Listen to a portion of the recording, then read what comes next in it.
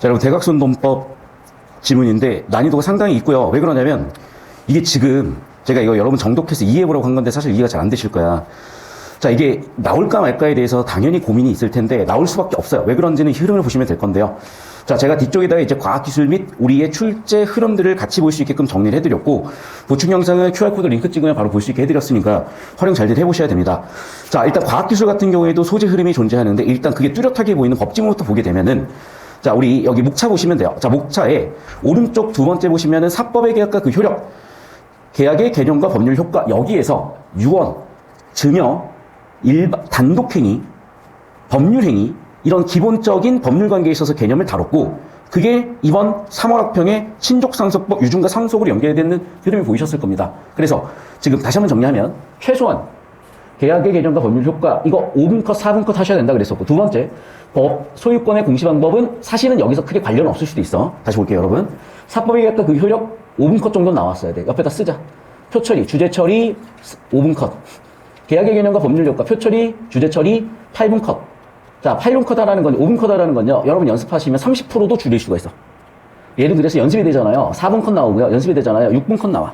아시겠죠?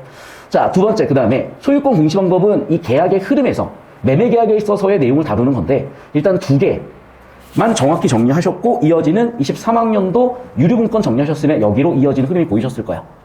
보이셨어야 돼. 안 보이셨으면은 제가 다시 한번 수업을 해야 되는 부분이야. 그래서 다시 한번 얘기한다.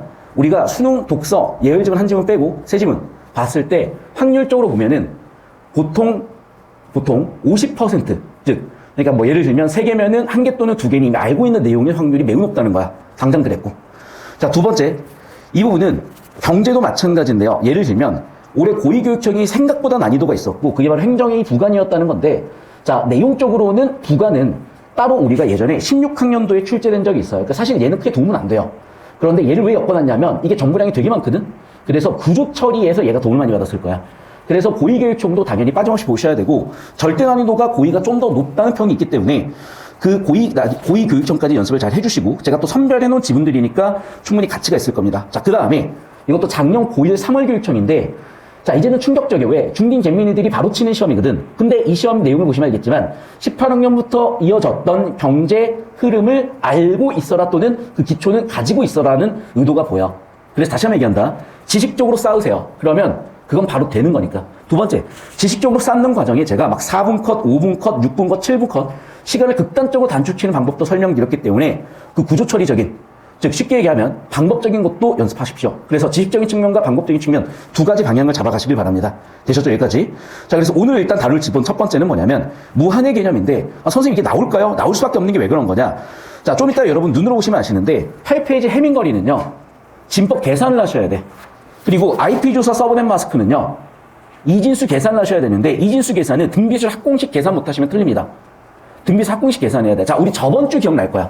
저번 주 확률 통계 문제 기억나니? 자, 저번 주에 뭐가 있었어, 우리가? 웹페이지 검색 알고리즘이었어. 거기에 적합도가 있었고, 기억나요? 그 계산하는 거는 경우의 수 확률이었다니까? 그래서 거기서 아예 낚았었잖아. 이동하지 않는 비율이라고. 이동하는 비율이라고. 그 개념 정확히 못 잡았으면은 여사건이냐 해당 사건이냐 정확히 개념 못 잡았으면 터졌다고. 기억나시죠? 그래서 이제 수학의 실생활 문제가 국어에 지금 이미 침투가 된 거야. 그 다음에 장비의 신뢰도 군조 당연히, 자, 우리가 확률을 곱해서 구할 수도 있고 더해서 구할 수도 있잖아. 확률을 합해서 구할 거냐 더해서 구할 거냐가 병렬 구조고 직렬 구조였던 거야. 그래서 이 흐름들을 보시면 다 보이실 거고, 얘는 이제 이산수학이요. 세워보는 겁니다. PCR은 뭐였는지 기억나니? 혹시 나랑 안 풀었니, 이거? 이거 지수함수입니다. 얘들아, 지수함수가 나왔으면 뭐가 나올 수 있겠어? 로그함수가 나오는 거야. 잠깐 20페이지, 22페이지 잠깐 볼 거야. 그래서 차차 우리가 내신 끝나고 나면 법률, 이 패스트트랙, 특히 과학기술 패스트트랙을 볼 텐데, 여러분 보시면 알겠지만 뭐라고 나와 있어? 상용 로그를 취했다잖아. 자, 23학년도 수능입니다. 최소제곱법이에요. 최소제곱법에서 뭐가 나와 있어? 상용 로그를 취했다니까? 상용 로그를 취했더니 1차 함수가 됐다고요. 됐어? 상용 로그를 취했으니까 무슨 함수? L 그래프라고 하겠대. 로그 그래프라고 하겠대. 이해됐니? 자, 두 번째는 뭐냐? 편차가 나왔지. 편차 어디서 배웠어? 통통이들은 아실 거 아니야. 편차가 뭐야? 별량 마이너스 평균이야. 알겠어요? 자, 그냥 할게. 자, 우리 분산의 정의가 뭐냐? 편차 제곱의 평균이야. 자, 그럼 봐. 편차 제곱 평균 어디 나와 있어? 편차 제곱의 합이라고 나와 있잖아. 이해되셨어? 그래서 기본적인 수학적 개념들을 다 물어보고 있는 거고, 얘도 마찬가지인데요. 봐. 지금 이 PCR 지문 같은 경우에는 한 사이클 올 때마다 2배씩 늘어. 그럼 밑이 2인 지수함수야. 한 사이클 돌렸을 때 2배야. 두 사이클 돌리면 2의 제곱배 4배야. 세 사이클 돌리면 2의 세제곱배 8배야. 이게 n제곱배야. 그 밑이 2이내고 앞에 개수가 뭐가 붙어있냐에 따라서 달라지는 거야. 그러면 그 로그함수, 지수함수라는 개념으로 접근을 못하잖아. 이거 다 터집니다. 이걸 내용 일치로 풀거나 풀어보시면 알 것 같은데 뒤지게 깔려. 왜 그렇게 낸 거야? 왜 수학적 지식 활용하라고? 왜 국어는 본격과적 지식이니까. 벌써 이런 것도 보시면 알겠지만 카운팅 하라는 거예요. 봐봐. 지금 레드가 몇 번 나와? 3번 나오는 거야. 그린 1번, 핑크 1번, 블랙 2번 나와. 그래서 이미 여러분이 수도 없이 이런 것도 마찬가지야. 봐. 보시면 알겠지만 확률을 곱해서 구해라. 보이니? 그래서 그냥 뭐라고 보자? 수학이라고 보자. 이것도 마찬가지잖아. 우리 저번 시간에 저번 주에 풀었던 거 기억납니까? 그래서 우리가 그냥 수학적 지식을 활용하겠다라고 하면 되게 쉬워지는 거고. 자, 여기도 이제 마찬가지인 건데, 여러분, 지금 얘가 194를 계산하셔야 돼. 안 그러면 터져요. 얘가 128이 된다는 거 계산하셔야 돼. 안 그러면 터져. 아시겠어? 그래서 다시 한번 얘기하지만 이런 수학적 지식들이 있었어야 되는 거고, 그 흐름들을 제가 쫙 한번 잡아드린 건데, 저만 본 게 아니라 모든 출제자들이 보고 있기 때문에 이 흐름에 의해서 출제되는 느낌, 제발 잘 잡아주시길 바라고. 자, 하나 더. 그 다음에 이제 갑자기 고3 내신 대비나 고2 내신 대비로 독서가 들어왔을 때 뜯는 포로 22학년도 같은 걸 내셔. 근데 이게 왜 유의미하냐면 재작년이나 그 작년 또는 작년 교육청이나 EBS를 올해 수능에 엮어서 내기도 합니다. 그러면 이제 유상증자, 무상증자 개념인데 이거는 19학년도 고3 3월 교육청을 재해석한 거야, 3년 뒤에. 이해됐어? 그러니까 맨날 저는 이거 집에서 이것만 분석하고 구조만 이 흐름만 잡아드리는 거예요. 그럼 자연스러운 여러분이 공부 흐름 선상이 되게 잡힐 거라고.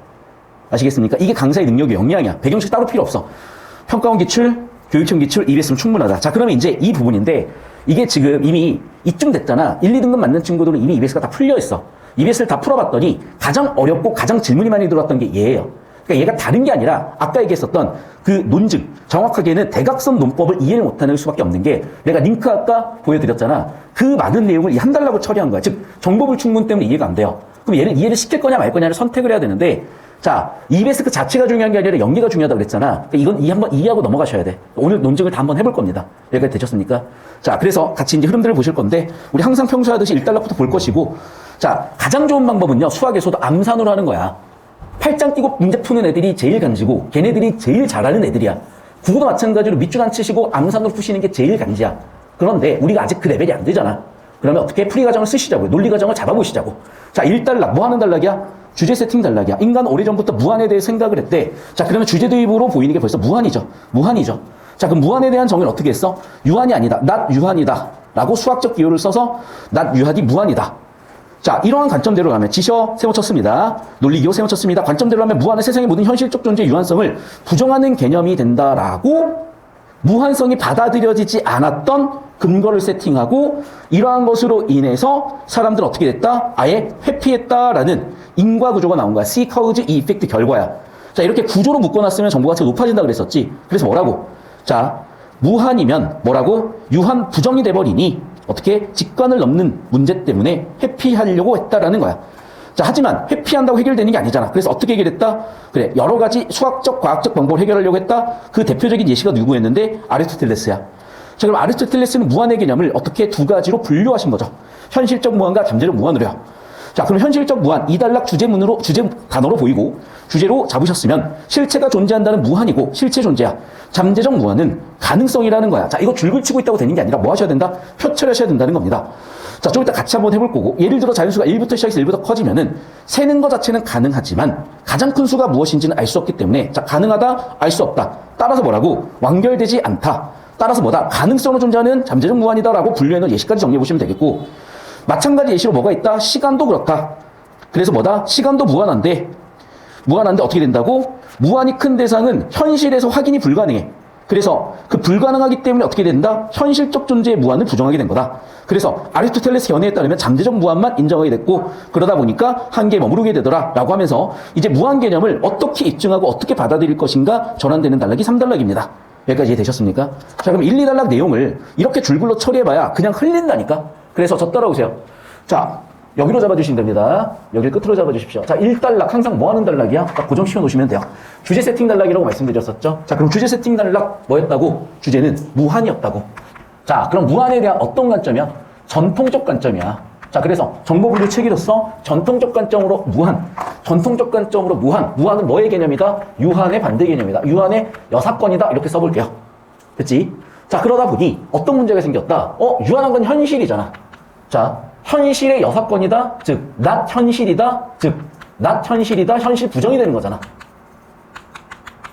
자, 이거 다 수학 기호인 거 아시죠? 왜 그러냐면 여러분, 우리가 국어에서 논리 기호들이 언어적으로도 있어. 그런데 가장 정확하고 논란 없이 쓸 수 있는 거는 여러분 다 수학에서 배우셨던 그 내용들이고요. 집합과 명제를 배우는 이유도 그거라고 생각하시면 돼. 여집합은 not이죠. not이죠. not이다 현실에 대한 부정을 해버렸네. 그러니까 당연히 받아들였겠어, 못 받아들였겠어? 당연히 회피할 수밖에 없었죠. 자, 그럼 봐봐. 이것도 논리 구조 어떻게 되니? 현실을 부정하게 되다 보니까 회피할 수 없더라. 근데 회피하면 또 해결이 되냐고. 문제지. 해결 방법은 뭐야? 후속학자들이 나름대로 정의해보고 나름대로 입증해보려고 했다는 거예요. 그게 그래 주제가 되겠고. 자, 그럼 2단락인데, 자, 2단락에서는 누구의 견해가 나왔다? 아리스토텔레스의 견해인데, 이것도 줄글로 무한히 나열할 게 아니라 분류화 시작을 했었지. 과라는 논리기호 때문에. 그래서 무한의 종류를 현실과 뭐로 나눴다? 잠재로 나눴다. 자, 무한의 종류는 두 가지다. 뭐다? 현실과 잠재다. 자, 그럼 현실적 무한은 실체가 존재한다는 것이고, 잠재적 무한은 실체가 없다, 뭐다? 그냥 가능성이다. 자, 안 하다 할 거란 말이야. 그래서 뭐 어떻게? 예시를 들어줬죠. 자, 예를 들면, 잠재적 무한은 1, 2, 3. 그래. 무한대로 가겠지. 그럼 이 점점점은 한마디로 뭐라고 볼 수가 있겠다? 가능성이라고 볼 수가 있겠다. 여기까지 되셨습니까? 자, 그런데 봐. 이 점점점도 가능성이고, 그래서 가장 큰 수, 최대의 수도 어떻게 된다? 가능성으로 남아있잖아. 됐니? 그 얘기야. 그럼 결국 무슨 얘기야? 우리는 자연수의 집합을 완결시킬 수가 없는 거지. 하지만 완결의 가능성은 있는 거지. 아, 그래서 잠재적 무한이다.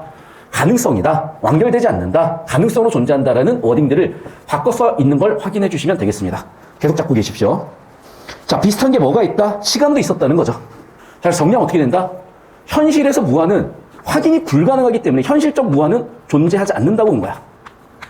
그래서 뭐다? 잠재적으로, 가능성적으로만 존재한다가 된 거야. 자, 이 얘기는 무슨 얘기냐? 자, 여러분이 사실 이 지문의 의도나 어떤 내용을 이렇게 바꿨었는지 정확히 알 수 없기 때문에 규정 짓는 건 조금 위험하지만 이게 문제가 아니라 이제 우리가 수능에 연계되는 소재라고 봤을 때는요, 이런 거야. 결국에는 뭐냐? 현실에서 얘를 증명하라는 얘기야. 됐니? 그래서 전통적 무한은 증명이 안 돼 있다는 얘기예요. 가능성으로 존재한다니까. 됐어, 여기까지? 자, 그러면 여기서 중요한 지점이 뭐냐면 여러분, 1 더하기 1을 증명하시오. 전과자에도 나왔어. 1 더하기 1이 2가 됨을 증명하는 게 472페이지가 걸려요. 미쳐버려. 그런데 이 무한 개념을요, 칸토라는 천재는 찢었어. 3줄로 끝냈어. 천재야. 그래서 너무 재밌었어요. 저는 이 지문이. 너무 재밌었어. 그러니까 약간 직업병 같은 거지. 이게 재밌더라고. 저는 다른 게 재밌잖아요. 여러분 나이 때 저도 게임을 좋아했고 얼마 전까지 게임을 더 재밌어 했는데 어느 순간 미쳤나봐. 칸토가 재밌었어. 자, 그래서 제가 차근차근 설명드릴 테니까 잘 따라오시면 되겠고, 2단락까지 내용 이렇게 정리 끝나고 이제 3단락부터는 어떻게 한다? 이제 무한의 존재를 증명하는 거야. 됐니? 누가? 칸토라는 학자가. 그래, 칸토라는 학자가 증명이 3가지가 나옵니다. 그 3가지 차근차근 이해하셔야 돼. 이쪽으로 가봅시다. 그래서 3가지가 있는 거야. 자, 현실적 무한에 대한 연구. 현관표 밑줄 쳐볼게. 봐. 이제 뭐 얘기하는 거야? 자, 대부분의 학자들은 전통적 관점 뭐였다? 잠재적 무한이야. 그런데 이제 현대적 관점 또는 이제는 현실적 무한에 대해서 입증을 하기 시작하고 그게 바로 칸토입니다. 자, 그 칸토는 집합을 바탕으로 무한에 대해 생각을 했고 무한의 크기를 비교하는 방법으로 집합의 원소의 수인 기수라는 개념을 들여왔는데, 자, 우리가 알고 있는 표현을 바꿔볼게요. 자, 집합이 예를 들면 A가 있다고 한번 해볼게. 그럼 우리는 NA라고 집합의 원소의 숫자를 표현하지. 그럼 NA가 집합의 기수인가 보구나 정도로 알고 있는 식으로 바꿔 쓰자고요. 안 그러면 어떻게 처리할 거냐? 어차피 모르는데. 자, 그래서 두 집합 A, B가 1대1 대응이 되면, 그럼 봐봐. 1대1 대응이 뭐야? X의 모든 원소가 Y의 모든 원소에 각각 하나씩 대응돼야 되고, 대응되기 위한 전제 조건이 뭐냐면 원소의 개수가 같아야 되는 거야. 그래서 이미 우리가 1대1 대응이라는 고1 때 배웠었던 1대1 대응 또는 1대1 함수를 알고 있잖아. 그 내용 바탕으로 어떻다? 두 개의 원소의 개수가 같아야 되겠죠.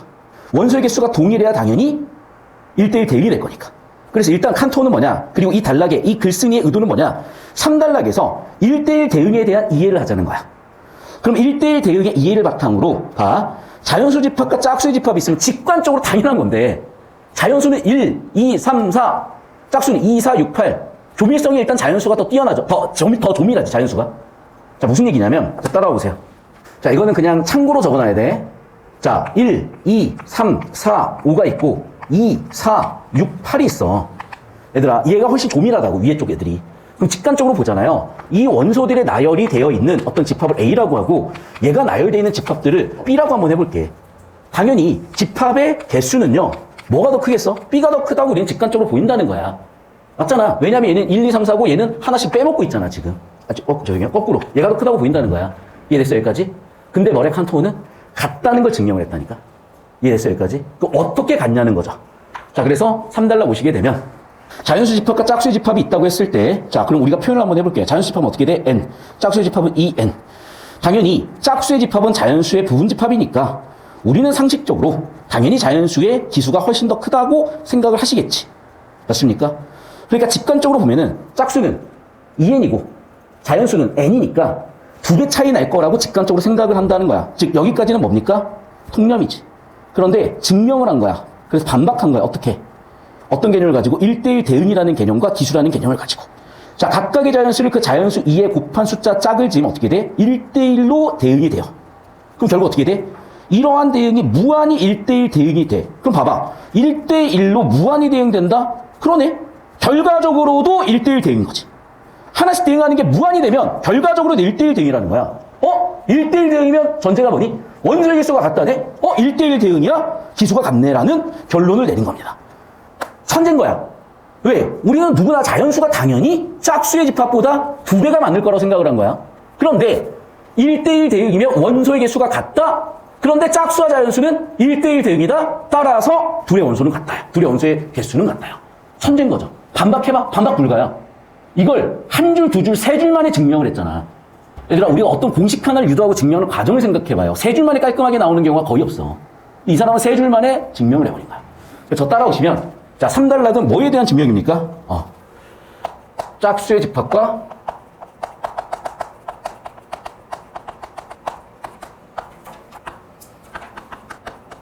그 원소의 개수, 크기를 뭐라고 한다? 기수라고 하는데, 짝수의 집합의 기수와 자연수 집합의 기수가 어떻다? 동일하다고 됐다고요. 자, 그럼 이걸 증명을 해야지. 자, 증명 전제 이름 뭐라고? 자, 둘이 1대1 대응이면 뭐가 함축돼 있어? 원소의 개수. 즉, 뭐가? 기수가 동일해요. 여기까지 되셨어? 자, 그럼 우리는 뭐만 확인하면 돼? 짝수의 기수, 짝수 집합의 기수와 자연수 집합의 기수가 1대1 대응인지만 확인하면 돼.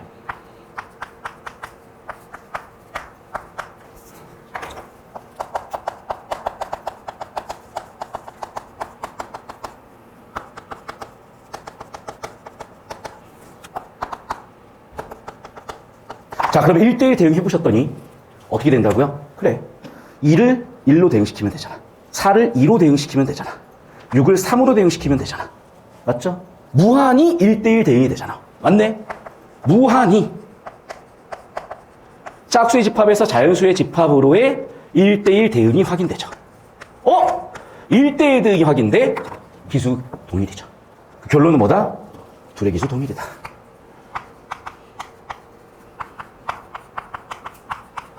즉 둘의 원소의 개수가 같다. 즉 집합의 크기가 같다. 여기까지 되셨습니까? 자, 이 아이디어를 3번 쓸 거야. 1대1 대응이다, 원소의 개수 동일이다. 자, 그럼 봐, 여러분. 1대1 대응이 아닐 때는 어떻게 될까? 4달라고 넘어갈 건데, 저 따라와 보시죠. 애들 클리닉 하는 애들 잠깐 중간중간 체크 좀 해주세요. 자, 그 다음 봐봐, 이제. 자연수 집합과 유리수 집합도 기수가 같대. 이것도 어떻게 증명하겠다는 거지? 저 방법을 쓰면 되겠죠. 자, 무슨 얘기냐? 자, 여기는 지금 무슨 집합이야? 얘들아, 이 그림 이름 무슨 집합이야? 유리수 집합이야, 자연수 집합이야? 어려운 거 아니잖아. 유리수 집합이야.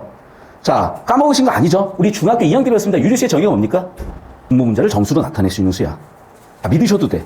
저 수학 강사였어요. 분모 분자를 정수로 표현하는 수야. 수학 강사니까 설명이 되는 걸 수도 있어. 국어 문돌이들이, 통통이들이 이걸 과연 이해할까? 못해요. 무시하는 게 아니라 걔는 할 수가 없어. 근데 내가 너희를 이해시켜줄 거야. 왜 내가 재밌었냐면 한 학생이 나한테 이걸 질문을 했어요. 나도 똑같이 나무위키를 봤지. 왜? 이걸 내가 왜 알아야 돼? 나도 몰라. 그래서 딱 봤는데 일단 저는 3분 만에 이해가 됐어요. 그런데 설명을 하려고 드니까 30분이 걸리더라고. 그래서 지금 설명하고 있는 거야. 30분 걸릴 거야. 그런데 30분 설명하고 나잖아. 너희는 3초 만에 이해할 수 있어. 그래서 칸토가 찢었다는 거야. 자, 그럼 여러분 볼게요. 그림 1은 분모 분자가 정수잖아. 맞죠? 분모가 1인 경우야. 분모가 2인 데이터야. 분모가 3인 경우의 수야. 분모가 4인 집합이야. 이해되셨니? 내가 표현 바꾼 거 알지? 집합이다, 경우의 수다, 다. 그럼 봐. 분모 1로 고정시켜놓고 위에 1, 2, 3, 4 다 정수를 나열하시면, 자연수를 나열하시면 분모가 1인 모든 경우가 확인되겠죠? 분모가 2인 모든 경우, 분모가 3인 모든 경우 확인되겠죠? 그걸 줄글로 표현해놨어. 자, 그림 보면서 이해했어. 자, 이걸 어떻게 하시겠다? 화살표 방향대로 봐봐. 얘를 1로 대응시키겠다는 거야. 얘를 2로 대응시키겠다는 거야. 얘를 3으로 대응시키겠다는 거야. 얘를 4로 대응시키겠다는 거야. 얘는 분모 분자 1로 갔죠, 이제? 얘는 그냥 날리자. 얘를 5로 대응시키겠다는 거야. 얘를 6으로 대응시키겠다는 거야. 얘를 7로 대응, 얘를 8로 대응, 얘를 9로 대응시키겠다는 거야. 여러분, 그럼 이런 식으로 대응시키잖아요. 모든 유리수는 자연수랑 무한히 1대1 대응이 되네. 봅니다. 그래서 자연수 집합과 유리수 집합이 어떻게 같지? 유리수는 조밀한데 했잖아. 어떻게? 따라오세요. 똑같이 하면 돼. 여기로 잡으세요. 둘이 두 집합이 1대1 대응인지만 증명하시면 되는 거야. 그래서 칸토의 두 번째 증명은 뭐였다고? 여기로 잡고 계십시오. 여기로. 칸토의 두 번째 증명은 뭐라고? 기억의 대각화 증명이고, 기억의 대각화 증명을 그림으로 설명을 드리고 있는 건데, 자, 대각화 증명은 뭐냐? 유리수 집합의 기수와 같다. 자연수 집합의 기수가 같다. 자, 그럼 이 기수가 같다라는 것과 논리적 동치면제는 뭐냐? 선생님, 여기 끝까지 잡히나요? 그럼 여기로 잡아주세요. 왼쪽 똑같이 쓰고 있다. 전제 이름 뭐라고? 둘이 모이면 된다? 얘와 얘가 1대1 대응이시면 되신다. 1대1 대응이면 뭐다? 기수가 동일하다. 자, 그럼 확인하셔야죠. 자, 확인은 우리 뭐에서 했어? 그림 1에서 했어. 1대1 대응이 어떻게 됐습니까? 무한하게 확인됐죠. 결국 뭐가 되는 거야, 결론은? 둘의 기수가 동일해진 거야. 됐니? 똑같은 논리, 똑같은 내용 반복이야. 증명법 똑같아. 1대1 대응이면 기수 동일이야. 그래서 어떻게 1대1 대응시켰어? 2, 4, 6, 8을 1, 2, 3, 4에 대응시켰어. 1분의 1, 1분의 2, 2분의 1을 1, 2, 3, 4에 대응시켜갔어. 그랬더니 어떻게 되더라? 유리수 집합에서 자연수 집합으로의 1대1 대응이 존재하더라. 그래서 기수는 같더라. 한번 여기서 계속 반복되는 논리결을 잡으셔야 돼. 뭐라고? 1대1 대응이 존재하면 다 기수는 동일하다야. P이면 Q이다야. 따라오세요. 1대1 대응이 존재하면 기수 동일하다야. P면 Q이다야. 됐니? 더 따라오세요, 이제. 그러면 그걸 줄글로 이제 표현을 해놨는데, 유리수가 같다는 걸 증명했고, 이미 두 수 사이에 수많은 유리수가 존재하고, 예를 들어 유리수 A와 B 사이에 유리수가 있고 조밀하다는 얘기잖아. 자, 이와 같은 나온 내용 요약 정리니까 조밀성이라고 한 단어로 통치시면 되겠고, 자연수 조밀성 없고 유리수 집합은 조밀성이 있기 때문에 당연히 우리는 상식적으로 조밀성 없고 조밀성이 있으니 어떻게 돼? 크다고 생각하지만, 하지만 어떻게 되는 거야? 우리의 상식과 통념을 반박한 거죠. 어떻게? 대각화 증명을 통해서. 그래서 어떻게 됐다? 1대1 대응이다. 따라서 어떻게 됐다? 기수가 같다. 1대1 대응이다. 따라서 어떻게 됐다? 기수가 같다. 1대1 대응이다. 기수가 같다. 주목하십시오. 1대1 대응이다. 기수가 같다. 자, 오른쪽으로 가볼게. 어떻다? 1대1 대응이다. 기수가 같다. 1대1 대응이다. 기수가 같다. 1대1 대응이다. 기수가 같다요. 되겠어. 1대1 대응이면 기수가 같다요. 자, 그럼 질문. 기수가 더 크다는 그럼 뭐면 되겠어? 1대1 대응을 확인한 다음에 하나라도 더 공역의 원소가 많으면 되는 거죠. 다르다는 1대1 대응에서 하나라도 더 기수가 많은 경우, 하나라도 기수가 공역이 더 많은 경우. 맞니? 우린 그걸 1대1 함수라고 배웠을 건데, 이제 얘를 증명하기 위해서 이제 사실 필요한 개념이 뭐냐면, 아까도 보여드렸던 칸토의 무한의 증명에서, 여기 보면은, 이거, 여기 보면 뭐라고 되어 있냐? 1대1 대응이면 맞다야. 즉, 전단사 함수가 있다야.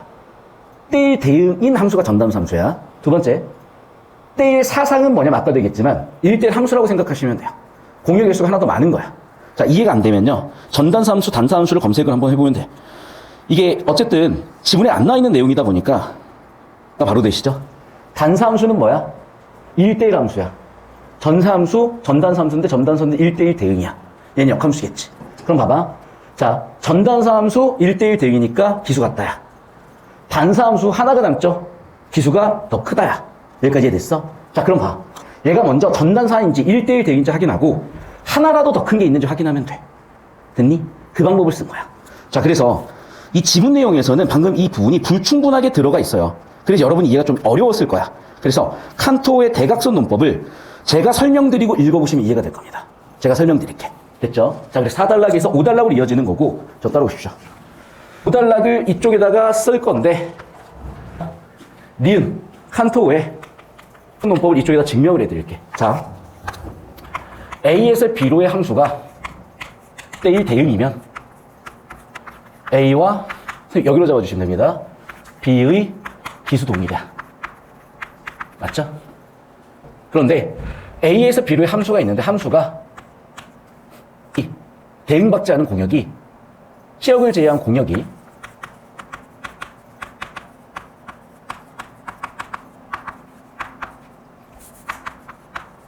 적어도 하나 있으면 어떻게 돼?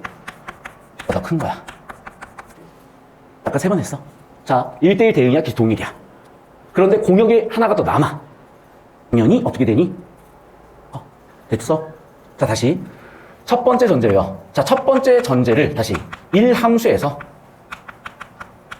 그러니까 1번을 먼저 입증을 하고 1대1 대응인지 확인하고 근데 이렇게 1대1 대응을 시키는 과정에서 원소가 하나라도 더 있으면 당연히 얘가 하나 더 큰 애가 될 거라고요.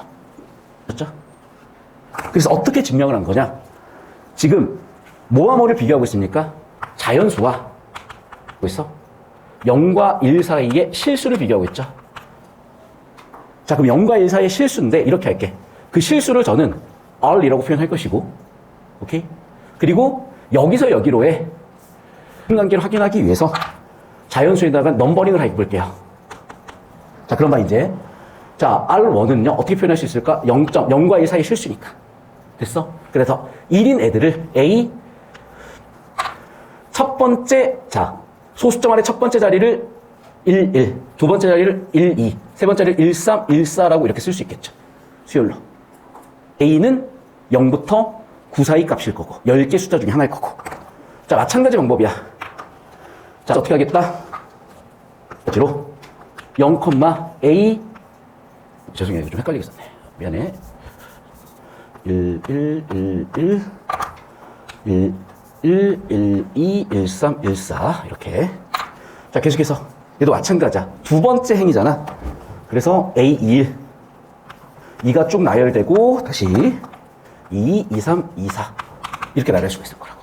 됐죠? 자, 마찬가지 규칙으로 가볼게요. 자, 세 번째 행은 A31, A32, A33, A34가 있을 거라고. 네 번째까지만 가보겠습니다. 자, A 네 번째는 어떻게 돼? A41, A42, A43, A44 될 거라고. 됐습니까? 여기까지? 자, 그럼 봐. 자, 여기 나와 있는 이 왼쪽 애들은 당연히 0과 1 사이의 실수 전체 집합이죠. 맞습니다. 그러면 당연히 어떻게 보이니? 둘이 대응이라고 보입니다. 그래서 자연수 1과 자연수 n과 자연수 n이 뭐가 대응되고 있어? Rn에 대응되고 있잖아. 얘네잖아. 뭐라고? 0,A, R1, R2, 점점점 가는 애들일 거니까. 됐니? 죄송해요, 다시. Rn이니까. A, N1, N2, N3, 점점점 갈 거니까. 됐어? 결국에는 자연수와 이 0과 1 사이의 실수는 지금 1대1 대응이라는 게 확인이 됐다고. 자, 그럼 봐. 1번 증명을 한 거야. 자, 그런데 봐. 1번 증명에 뭘 확인하면? 반리를 확인하면. 그 반리는 아까도 얘기했죠. 뭐라고? 대응되지 않은 원소가 적어도 하나만 확인이 돼도 B의 기수가 더 큰 거야. 자, 그래서 이렇게 하기로 한 거야. 여기 잡고 계십시오. 좀 확인하려고 내가. 자, 이렇게. 자, 저는 임의의 X라는 실수를 한번 생각을 해볼게요. 0과 1 사이 실수야. 됐지? 그럼 0과 1 사이 실수니까 여기에는 어떤 수들이 쭈루룩 나야 될 겁니다. 여기까지 이해되셨어요? 자, 그러면 저는 이 X를 이렇게 정의할게. 0, 첫 번째 자리에는 A11이 올 거야. 두 번째 자리에는 A22가 올 거야. 세 번째 자리 A3. 그래서 얘를 넣고 얘를 넣고 얘를 넣고 얘를 넣을 거야. 오케이? 그런데 넣을 건데 어떻게 넣을 거냐? 예를 들면 A11이 7이잖아요. 난 플러스 1 해서 쓸 거야. 그래서 0.8이라고 쓸 거야. 뭐 4였다면 임의로 0부터 9 사이에 나는 4 플러스를 해가지고 5라고 적을 거야. 자, 예를 들어 2, 3, 6이었다고 칩시다. 그러면 나는 여기다가 6 플러스 1 해서 뭘 써주겠다? 세 번째에는 7을 써주겠다는 거야. 잘 봐. 이 X는요, 0사의 실수지. 그리고 이미 이 노란색은 빨간색 자연수 1대1 대응이 끝났지. 그런데 이 대응에 대응되지 않는 숫자가 확인이 되잖아. 왜? 이 모든 Rn과 비교해도 최자리에선 다를 거 아니야. 얘랑은 첫 번째 자리에서 달라. 얘랑은 두 번째 자리에서 달라. 얘랑은 세 번째 자리에서 달라. 얘랑은 네 번째 자리에서 달라. 무엇하더라도 최소한 한 자리는 다르잖아. 적어도 하나가 확인이 됐네. B가 뭐야, 그래서. 자, 그래서 여기로 잡고 5초 잡고 오시면 돼요. 자, 이거 이해 안 돼도 어쩔 수는 없어. 그런데 나중에 돌려보시면 이해가 될 거야. 자, 그래서 따라오십시오. 그래서 몇 달? 3단락, 4단락, 이어지는 5단락이다. 자, 5단락. 대각선 논법을 통해서 어떻게 했다? 자연수 집합과 실수 집합이 1대1 대응이 아니라 실수 집합의 기수가 더 크다라고 정의한 거야. 입증한 거야. 자, 그래서 어떻게 했냐? 아까도 얘기했죠? 여기 오른쪽은 전부 다 뭐라고? 사이의 실수들이야. 그리고 그걸 당연히 여기도 0과 1 사이의 실수겠죠. 표현하잖아. R1 이렇게 표현하면 똑같잖아. 의미적으로는. 그러면 1은 당연히 얘랑 대응이 되고요. 2도 당연히 얘랑 대응되고요. 3도 얘랑 당연히 대응되니까 즉 자연수 집합과 0과 1 사이의 실수 집합은 뭐처럼 보여? 1대1 대응처럼 보여. 그런데 누구한테 원소가 하나 더 있다? 1대1 대응 이외의 실수 원소가 최소한 하나만 더 있다는 걸 입증을 해도 된다니까. 됐어? 그게 뭐였어? 아까도 얘기했지만 자 0과 1 사이의 모든 실수를 무한소수로 노란색 동그라미로 표현하고 이를 그림 이와 같이 표현했고 자, 그 무한소수 Rn이고 그 자리를 바꾸겠다는 거야. 내가 아까 얘기한 대로. 그래서 임의의 수 뭐라고 쓰자? X라고 쓰고 그 임의의 수 X는 어떤 애들이다? A 0, A11, A12, A22, A33 이런 애들인데 이 빨간색 애들을 여기다 그대로 써줄 건데 그대로 써주는 게 아니라 어떻게 하겠다? 플러스 1을 해서 써주겠다. 플러스 1 해서 써주겠다는 거야. 됐니? 자, 그래서 걔를 이렇게 어떻게 다른 숫자로 바꾸어 첫째 자리, 두 번째 자리에 계속해서 두는 식으로 만들면 노란색에 포함되지 않는 하나가 확인되죠. 됐니? 즉 노란색에 포함되지 않는 무한소수 플러스 한 개가 보일 거야. 즉 1대1 대응을 벗어난 플러스 한 개가 보일 거야. 그럼 당연히 뭐의 기수가 더 큰 거야? 자연수보다 실수의 집합의 기수가 더 큰 거죠. 결론은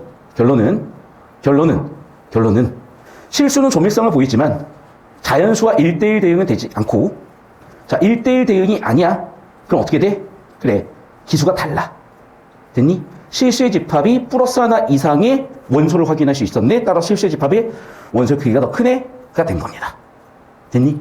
따라서 실수의 집합은 자연수나 무리수, 유리수 집합보다 더 큰 무한이다. 무한 사이에서도 얘가 더 크다라는 걸 증명을 해낸 거예요. 여기까지 이해되셨죠? 자, 이제 마지막 6단락입니다. 여기에 갑자기 절대적이다, 신이라는 얘기가 왜 나오냐면 뭐 신을 믿겠다 이런 얘기가 아니라 칸토의 이런 증명이 너무나 천재적이었던 거예요. 왜? 무한의 증명을요, 세 줄로 끝냈잖아. A와 B가 1대1 대응이면 기수가 같다. 그것보다 원소의 크기, 원소의 개수 하나만 더 큰 거 확인해도 기수는 B가 더 크다. 그래서 자연수와 실수의 대응을 통해서 하나라도 더 큰 걸 확인하셨고, 그럼 결국에는 실수의 무한이 자연수의 무한보다 더 크다라는 걸 세 줄만 입증을 했잖아. 찢은 거예요. 왜? 1 더하기 2를 증명하는데 472페이지가 걸린다니까. 이걸 세 줄로 끝내는 거야. 그래서 후대 학자들이 뭐라고 하냐? 신이 만든 수학책에 있는 논증이라고 한 거야. 거기에서 이걸 글 쓰신 분이 신이라는 표현도 쓰신 것 같다. 자, 그래서 정리하면 한편 칸토는 가장 큰 무한, 절대적 무한인데 절대적 무한에 대해서는 아직 어떻다? 미지의 상태라는 얘기죠. 됐습니까? 그래서 여러 가지 평가가 갈렸지만 어쨌든 뭐라고? 1단락의 문제를 해결했다라고 보시면 되겠죠. 됐습니까? 그래서 결국 지문 주제 구조도 잡히셨고 내용 얘기까지 끝났는데 지금 질문이 계속 들어온 게 뭐냐면 여기 나와 있는 대각선 논법이라고. 자, 다시 한번 얘기할게요, 여러분. 칸토의 대각선 논법만 질문하는 친구들이 많아. 설명드립니다. 자, 여기로 오세요. 3단락은 뭐냐? 둘이 1대1 대응이면 당연히 원소의 개수가 같다, 기수 동일이야. 그래서 짝수 집합과 자연수 집합은 함수 대응을 시켜보니까 1대1 대응이 무한대로 가네. 따라서 얘는 기수 동일이야. 따라오세요. 4단락이야. 다시 한번 얘기한다. 1대1 대응이면 기수 동일이야. 따라서 유리수도 자연수도 하나씩 카운팅을 하면서 대응을 시켜보니까 당연히 됐어. 기수 1대1 대응이라서. 자, 따라오세요. 마지막 여기입니다. 자, 여기도 마찬가지야. 노란색 0과 1 사이의 실수를 전부 다 나열했고요. 그걸 R1, R2로 표현했고 이 실수들을 1, 2, 3, 4의 1대1로 다 대응을 시켜놓은 거야. 왼쪽 그림은 그래서 자연수와 0과 1 사이 실수의 1대1 대응이었습니다. 근데 여기에서 노란색이 표현할 수 없는 하나가 더 있다. 즉 1대1 대응인데 1대1 대응을 받지 않는 애가 하나 더 있다. B의 원소가 더 크다가 된다니까. 기수가 더 크다가 된다니까. 그게 어떤 애들이라고? 얘보다 하나 더 큰 값으로 정의, 얘보다 하나 더 큰 값으로 정의, 얘보다 하나 더 큰 값으로 정의를 하는 규칙으로 x라는 수를 가정하면 0과 1 사이에 있는 x라는 실수는요, 노란색에 있는 그 어떤 수와도 다르잖아. 이미 빨간색 집합과 노란색 집합의 기수가 동일하다는 게 확인이 됐어. 그런데 플러스 하나가 더 생겨버렸으니 당연히 얘의 기수가 더 커야죠. 이걸 세 주 만에 정리했다고. 둘의 대응이 1대1 대응이면 기수동일, 원소의 기수 동일. 그렇게 원소의 기수 동일하다고 만들어 놓은 뒤에 잠깐만, 노란색에서 하나 더 우린 확인할 수 있는데 그러면 노란색, 즉 실수의 집합 개수가 더 크겠구나. 기수는 B가 더 크겠구나. 되셨죠? 저 따라올게요. 자, 이해 안 돼도 어쩔 수 없어요. 이거는 제가 여러분 나이 때 이해했잖아요. 절대 이해 못했어요. 왜냐면 내가 수학에서 언제부터 수학이 너무 힘들어졌냐면, 내가 정확하게는 우리 때는 구분구조법을 배웠어요. 구분구조법에서 오차가 0이라는 개념을 내가 못 잡은 거야. 아니, 오차가 어떻게 해서든 존재하는 거 아닌가? 그러니까 내가 그때 뭘 몰랐던 거냐면요, 극한의 정의를 몰랐어. 극한의 정의가 뭐니? 삼각과 극한 사이에 유한계의 수가 존재한다. 그게 극한의 정의야. 그게 입실론 N론법이거든. 대학교에서 한 줄로 배워요. 고등학교 때까지 이해를 못하니까 근사값 정도로 직관으로 처리를 해. 차라리 근사값이다 직관이다 했으면 훨씬 이해가 쉬웠을 거야. 근데 그냥 외워서는 풀었겠죠. 그래서 저는 그 시절에 무한 개념을 아예 이해를 못하고 있었어요. 근데 어느 순간 대가리가 좋아져서, 특히 국어 강사로 전과하고 나서 국어 지문들을 보면서 얇겠지만 되게 박식해졌다는 느낌을 받고, 그 과정에서 오히려 깊이도 만들게 되더라는 거예요. 그래서 옛날이면 이해도 못했을 이 대각선 논법이 한 방에 이해가 되는 거고, 여러분이 못 받아들일 수도 있지만 2단락, 3단락, 4단락의 논증 구조가 똑같다는 것만 잡아주셔도 충분했다. 되셨습니까? 자, 선생님 이거 20초씩 잡아주시면 되고요. 자, 여러분 필기 다 하십시오. 자, 필기 다 끝나셨으면 필기 끝난 걸 바탕으로, 필기를 바탕으로 정답 확인해 보시면 느낌이 딱 있을 겁니다. 시작하십시오. 자, 비대면 학생들 위해서도 사진 찍어서 올려드릴 테니까 필기하는 시간 한 3분 정도 드리고, 지문 필기 캡처한 것도 올려드릴게요. 잡아주시면 잠깐 영상 끊으셔도 됩니다. 무한을 수학적으로 분석한 칸토의 생각이 지닌 과학적인 한계 같은 거는 주제도 아니었고, 이번 아리스토텔레스와 칸토가 무한을 바라보는 관점을 제시하고 장단점 같은 건 없습니다. 시대에 따라 무한을 분류하는 기준이 달라졌다기보다는 받아들인 인식이 바뀌었다고 봐야 되는 거고, 다시 한번 얘기합니다. 주제 플러스 구조 엄밀하게 잡으셨으면 이렇게 명확하게 판단이 됩니다. 아리스토텔레스는 무한을 증명하지 못했습니다. 정답은 5번이겠죠? 1단락, 2단락. 고대인들로부터 이어진 무한에 대한 인식이 어떻게 됐다? 변화된다. 3단락 이후의 주제다. 그리고 무한을 수학적으로 증명한다. 이해됐습니까? 이렇게 단어가 바뀌는 것들 잘 봐두시고 주제 흐름 보셨으면은 5번 선지 어렵지 않게 보내주셨을 거고, 두 번째 문제. 자, 2단락 주제인데 2단락 표 처리한 거 아까 우리 기억나시죠? 잠재적 무한은 뭐다? 가능성이다. 마지막 파악 불가했다? 저 따라오십시오.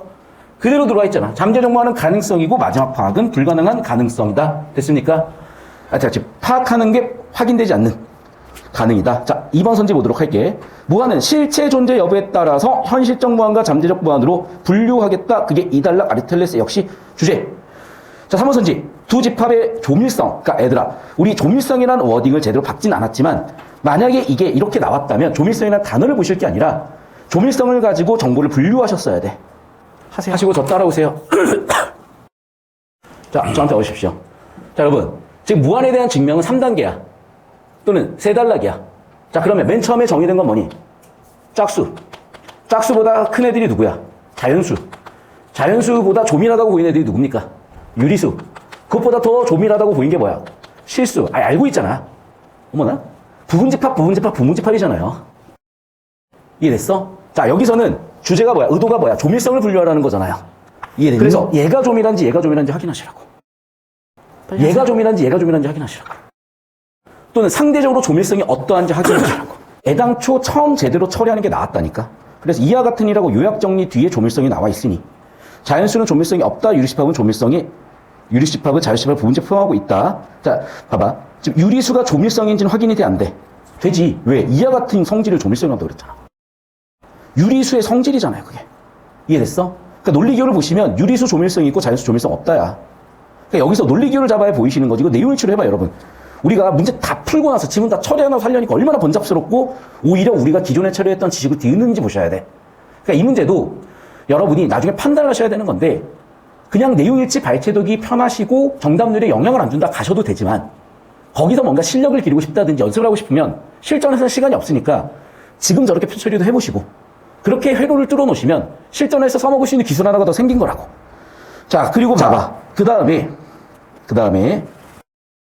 실수는 조밀성이 있니? 확인해봐. 어디 나와 있어?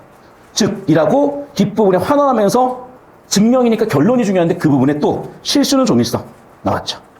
됐어? 먼저 따라오고 그러면 보시면 알겠지만 즉, 짝수, 자연수. 자, 짝수에 대한 조밀성은 없지만 어쨌든 짝수는 자연수에서 홀수만 제외한 부분인 거니까 정리하면 여기는 조밀성이 없을 것이고 여기는 조밀성이 있다라는 게 확인이 됐잖아. 이해됐어? 자, 그런데 봐라. 여기서 중요한 건 이거야. 이건 조밀성을 분류해 놓은 거야. 다시. 얘는 지금 조밀성인데, 어머나? 조밀성은 다른데 기수는 또 같죠. 맞잖아. 자, 기수는 어떻게 동일하니?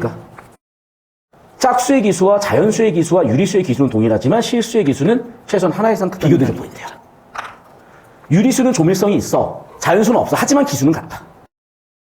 이해됐어? 이걸 딱 체크해서 물어본 게 2번 문제 3번 선지 구성을 보셔야 돼. 자꾸 줄글로 처리하는 게 아니야. 재처리야.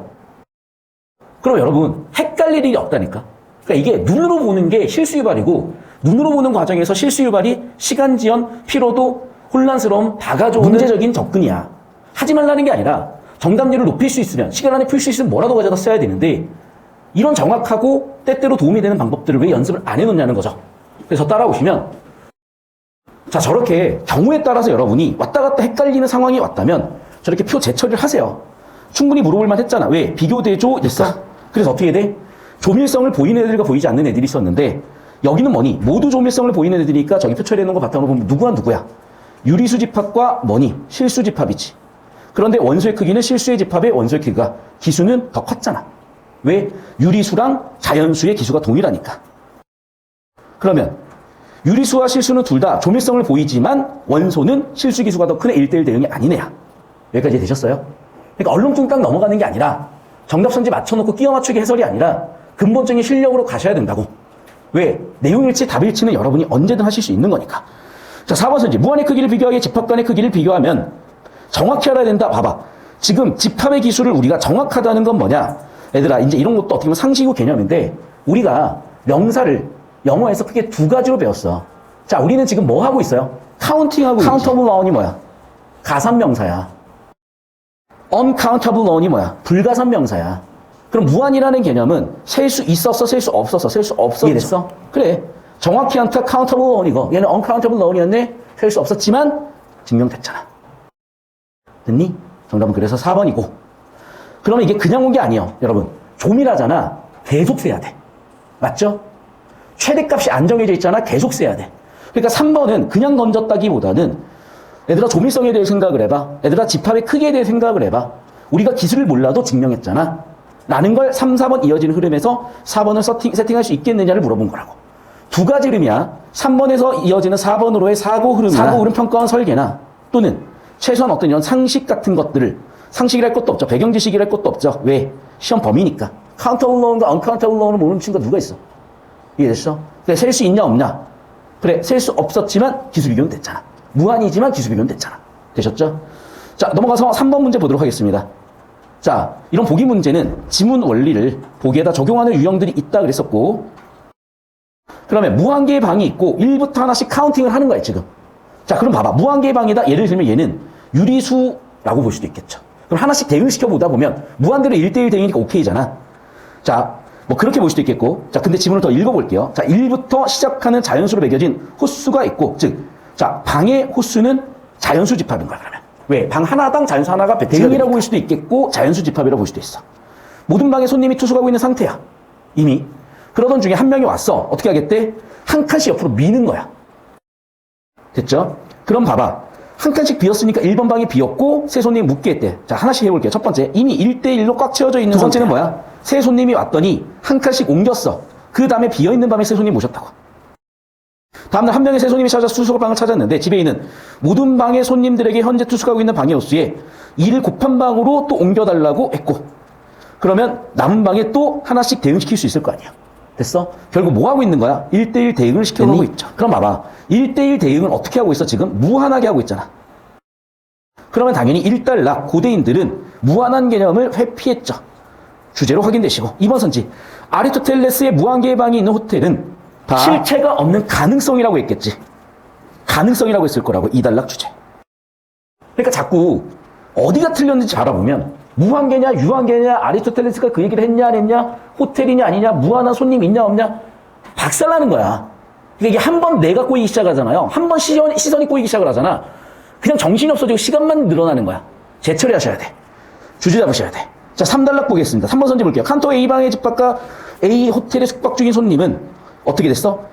같은 집합의 기수로 1대1 대응을 시킬 수 있었다잖아. 왜? 자, 집중하세요. 방에 모두 투숙이야.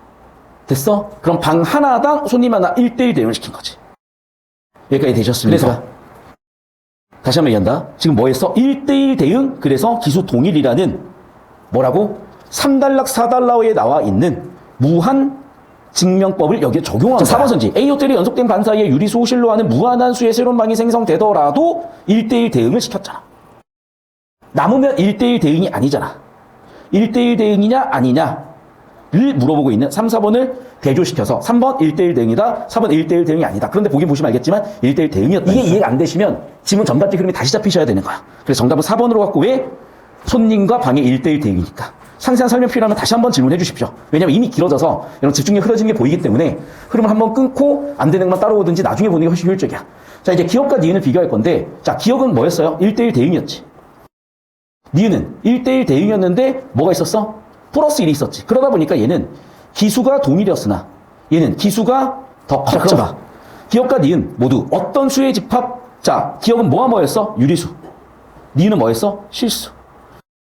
유리수와 자연수, 실수와 자연수 집합이 1대1 대응인지를 확인하는 거야. 왜? 1대1 대응하면 기수 동일이니까. 1대1 대응이 아니면 기수는 더 크니까. 2번, 모두 집합이, 다른 집합이 부분 집합이든 아니든 집합의 크기가 같다? 이건 기억이죠. 니은은 뭐야? 집합의 크기가 하나 더 크다를 증명하셨잖아. 그래. 역시 정답은 2번이고 주제 흐름 잡으셨으면 어렵지 않게 보이셨을 겁니다. 됐습니까? 자, 이 느낌이야, 얘들아. 그러니까 이 지문이 사실은 킬러죠. 올해 EBS에서 제일 저는 괜찮은 지문이라고 보는 거야. 왜? 지문 자체의 난이도도 꽤 있었고, 소재적인 부분도 얼마든지 수능에서 재구성이 가능했고, 동시에 이걸 이해할 수 있냐 없냐가 여러분의 사고력과 실력을 평가하는 굉장히 괜찮은 거예요. 왜냐면 이게 교육과정이라고 볼 수도 있겠지만 사실은 누가 여기까지 공부를 했겠냐는 거예요. 그러니까 생으로 이 지문을 딱 보고 처리할 수 있냐 없냐에서 변별이 되는 건데, 우리는 이 지문을 완벽히 했기 때문에 이걸 재구성하더라도 항상 대응이 될 거라는 거야. 그러니까 이런 식의 공부를 해가시면 무서울 게 없다.